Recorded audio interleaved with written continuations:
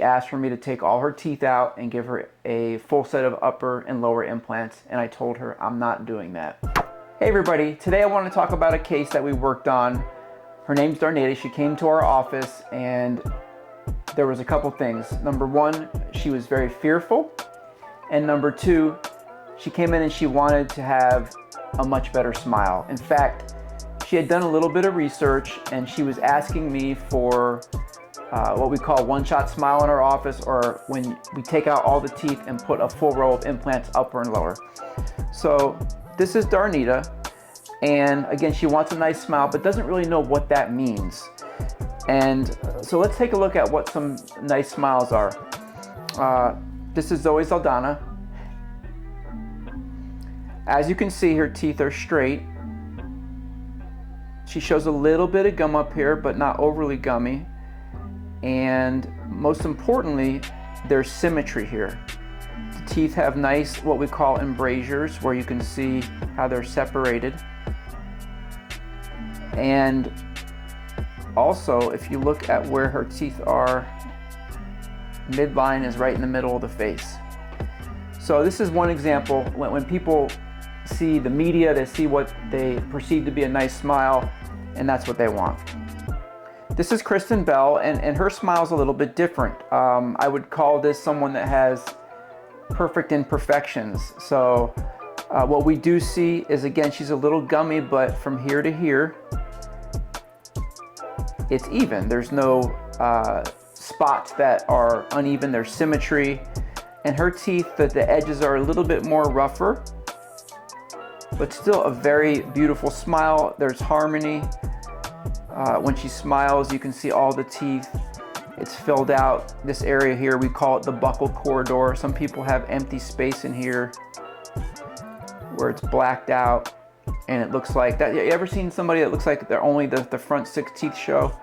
So in her case, you can see all the teeth. So these are some just examples of celebrities that have nice smiles. And so let's go back to Darnita and see what we could do for her. So again, here we have Darnita, and she came to us asking for, number one, she wants a nice smile, and number two, she had a lot of fear. So to address her fear, we made sure that every procedure we did with IV conscious sedation, at least every one that was either a surgery or anything that we worked on, besides post-ops. And the second thing was she wanted a nice smile, and she asked for me to take all her teeth out and give her a full set of upper and lower implants, and I told her I'm not doing that. We did it another way. So let's go into how we did that. So first, we can see that she's gummy, and this is one of the things that she doesn't like. So with the front teeth being healthy, we decided to do what's called aesthetic crown lengthening, or gum and bone contouring in her case. Some of the tooth structure is not only covered by gum, it's covered by bone, so we have to make sure that we reduce that so the gum doesn't grow back. Be careful of that. If you're told you need gum contouring, you have to make sure that the bone isn't there, otherwise it can come back. So let's go through that. We made these teeth longer with our gum and bone contouring. And on these teeth, they received ceramic porcelain veneers. Obviously nicer than I'm drawing here. Now, in the back, during our surgical phase, this tooth, and these teeth actually had infection and cavities, so they had to be removed. So this is kind of where it gets interdisciplinary, where we have multiple things going on. So those teeth were extracted, and originally I was going to do on the right side over here 2 implants and a bridge, but because of the amount of bone and I wanted to have, I basically over-engineered and gave her more support for her bite. We did 3 implants, 1, 2, 3, and then we did 3 implants over there. So yes, she has 6 implants up top, and I do realize that you can get a full arch of teeth on 6 implants, but again, I'm not taking out all these healthy teeth, gonna chop off 20 millimeters of healthy bone to give her the smile when we can do it another way. So that's how we handled the top. So let's go ahead and take a look at Darnita's bottom teeth. And although they maybe are not attractive how she wants them to be, however, from here to here, these teeth all have healthy roots. There's no infection. A couple of them have fillings. So these teeth are staying. But let me tell you what we did to make them fit the upper teeth, to make them look beautiful, and to make the bite work. So here, as you can see, very gummy. These teeth are short. Now, we talked about on the upper how we had to do crown lengthening where we did gum and bone contouring. On the bottom it was a little different because the bone was already in the right place, and this is where we could just use a laser and essentially remove gum tissue to make these teeth longer and expose the tooth structure that was covered by the gums, and it wasn't going to grow back. So a little bit different, got the same job accomplished. On these teeth we used crowns, we used veneers here on the front teeth. These teeth got crowns.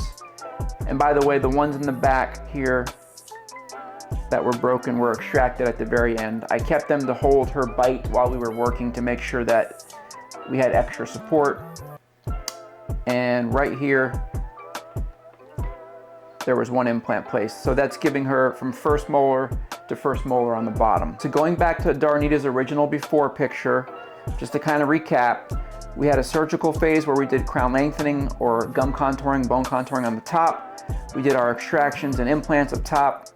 On the lower, we did our crown lengthening or gum contouring, and we did our implants. That was the surgical phase. Sedation, using IV sedation to make her comfortable. The next phase was to go and do our veneers, our implants, our implant crowns, our veneers on the bottom. And we did this about 3 or 4 stages, and each time that we did our sedation, she got more comfortable with us. After working through multiple sedations, she got much more comfortable, and now she loves coming to our office. So let's take a look at where we ended. So this is an up close here. You can see the crown lengthening, how the teeth got longer, and the veneers, top and bottom, implants in the back. And here's our final. So you can see it's a dramatic impact with her smile so as you can see, it's a dramatic impact from here with the gummy smile, the shortened teeth, her feelings very self-conscious about her smile, to here.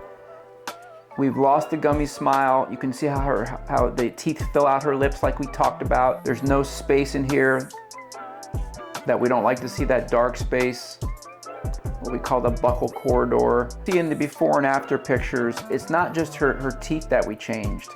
It's her facial structure. When she smiles, her face is filled out more with her teeth. Look at her eyes. There's more confidence in her eyes. Obviously, she's changed her hair. I think a lot of these things come when you are more confident, where in this first picture, we got her to smile big for the picture, but she doesn't smile like that out in public because she was self-conscious. In fact, I think she was covering her face or guarding her smile. But just look at the difference from the before and after. And again, we did not take out all her teeth to do this.